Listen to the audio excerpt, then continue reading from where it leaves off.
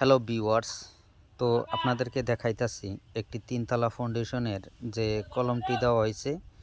এখানে আপনার 8টি রড দেওয়া হয়েছে, 6টি দেওয়া হয়েছে আপনার 16 রড এবং 2টি আপনার 12 রড।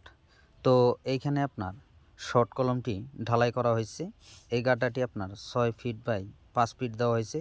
তো 5 ফিট বাই 5 ফিট আপনার বহলটি আছে এবং ডিপ আছে আপনার 6 ফিট।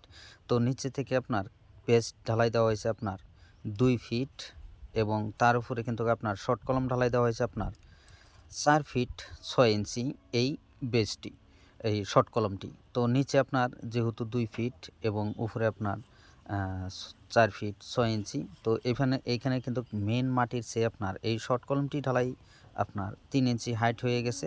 তো এখানে মাটি চাপা দিয়ে এবং মাটি সুন্দর করে মিলিয়ে তারপরে দুরমুজ করে উপরের টাই বিমটি দেওয়া হবে এই কলমের উপর।